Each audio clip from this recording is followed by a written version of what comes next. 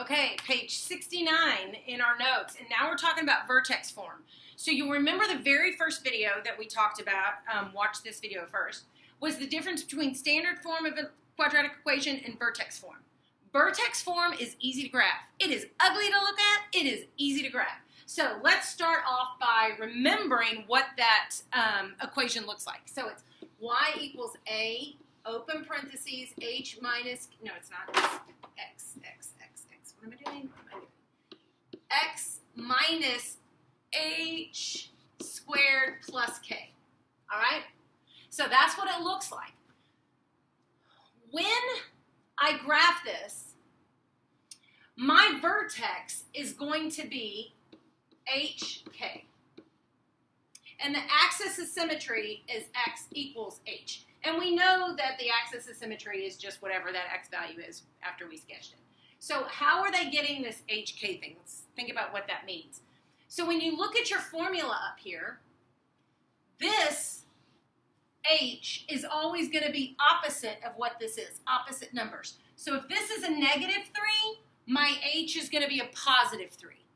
If this is a negative 4, my H is going to be a positive 4. They're opposite numbers. And what they're doing is they're trying to get all of this equal to 0, and opposite numbers make 0. That's a little too much right now. So what I want you to remember is that h is the opposite of whatever this is. If this is positive 4, h would be negative 4. If this was positive 6, h would be negative 6. They're opposite numbers.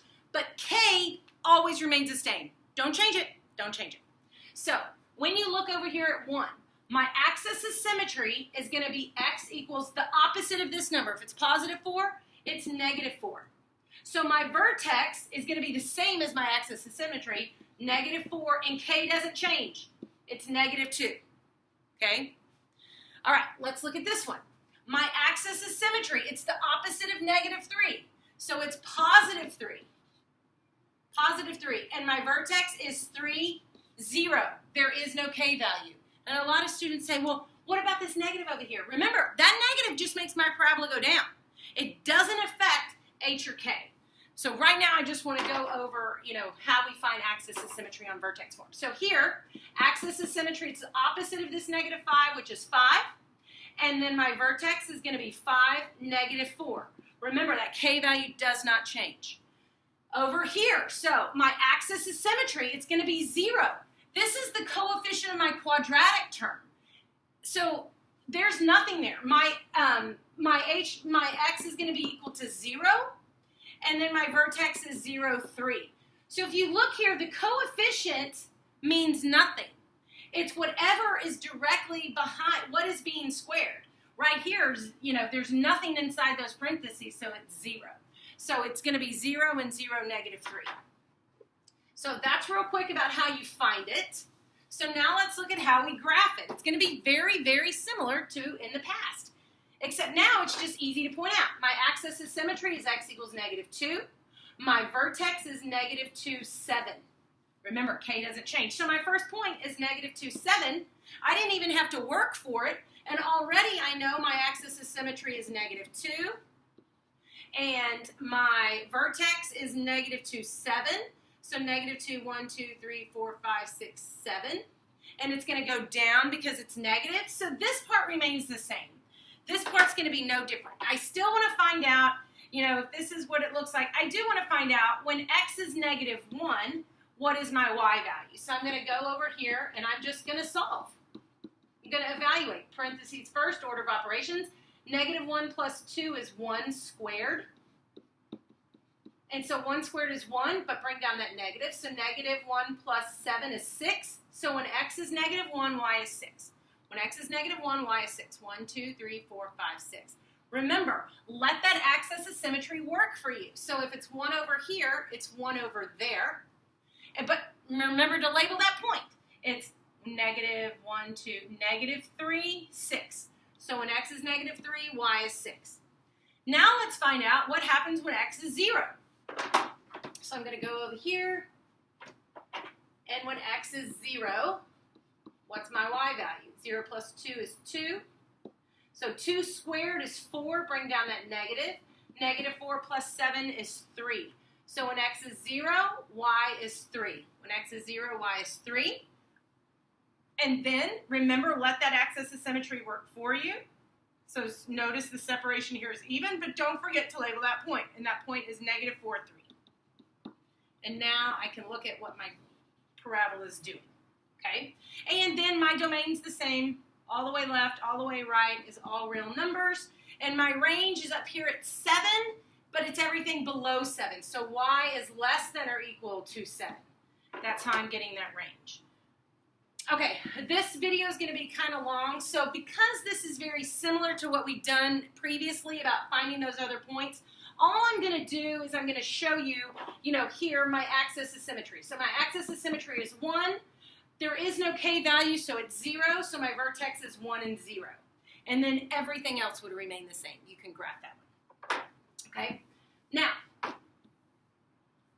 let's talk about transformations from the parent function. So remember that parent function is y equals x squared. Y equals x squared. And my vertex here, well, my h and k are 0 and 0, so my vertex is 0, and then it's just going to split evenly. So the most simplistic quadratic equation is the parent graph, y equals x squared. This is also known as the parent graph. A transformation is a change to the size or shape or position, of a figure. That's what a transformation is. So here we're going to graph each function and describe how it compares to the parent graph. So all your parent graph has been listed. That's on there. That's what the parent graph looks like.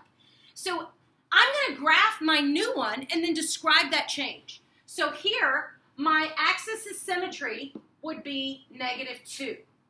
So when x equals negative 2, my y value, so negative 2, 0 is my vertex, right? So if I want to look at my axis of symmetry as negative 2, so over here, in negative 2, 0, okay? So what all has this done? If I plugged in, I can graph it. You know how to graph it. So if I plugged in, okay, what happens when x is 0?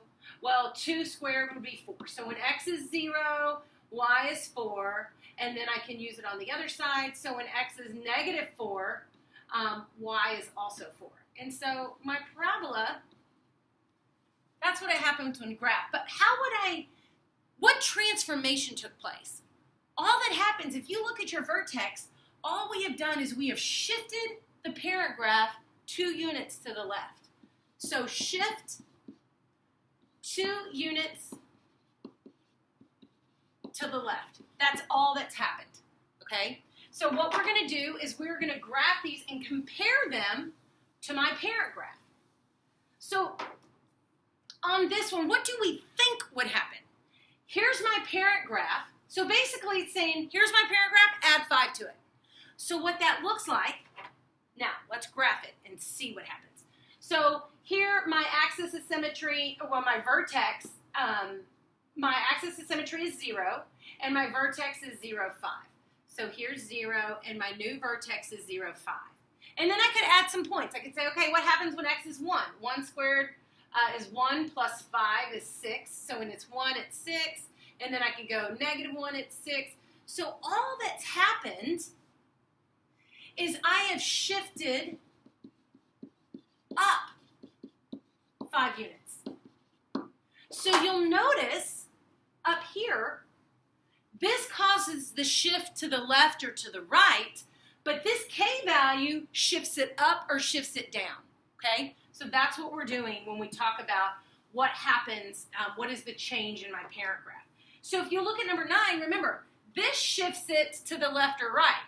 Because my axis of symmetry is going to be negative 1, it's going to shift it to the left 1 unit. Then it's going to shift that parent graph down 6 units.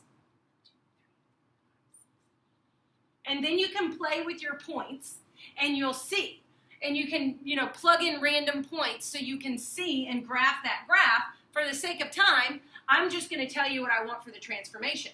So the transformation is shift left 1 unit down 6 units. That's what's happening here. Okay? Now, look at number 10.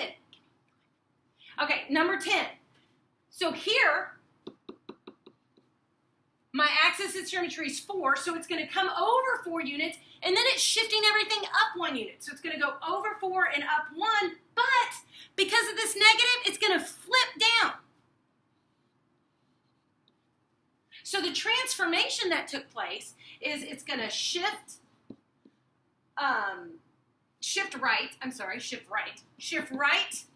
4 units, up 1 unit, flipped. That's what happens there, okay? And again, you're going to pick out more specific points just like we have been doing so you can see that. Now, we haven't really talked about what this means. This is odd. If my number is greater, if this number is big, it is going to narrow that graph. If it's less than 1, it's going to make it wider. So here, what I want you to pay attention to, so watch my transformation. All that happens is it's going to shift my parent graph down 7 units, 1, 2, 3, 4, 5, 6, 7. And then after you get these points, it's going to narrow it by a factor of 3.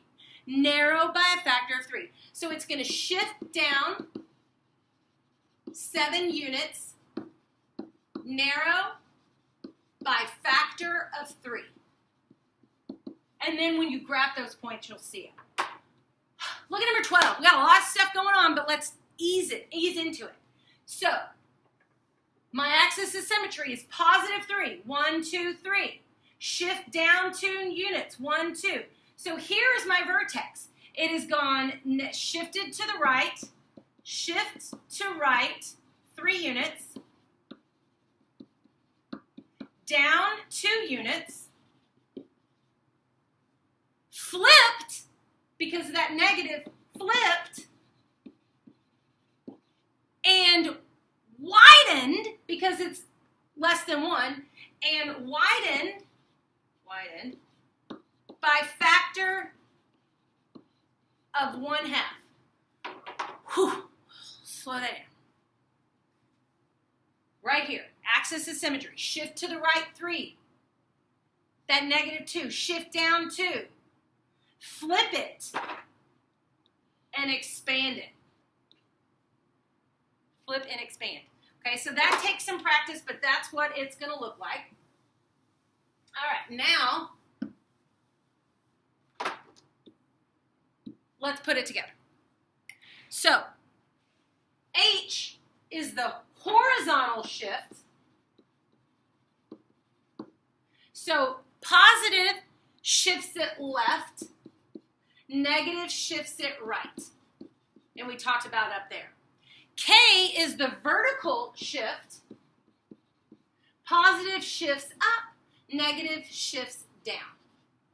If A is negative, the function is reflected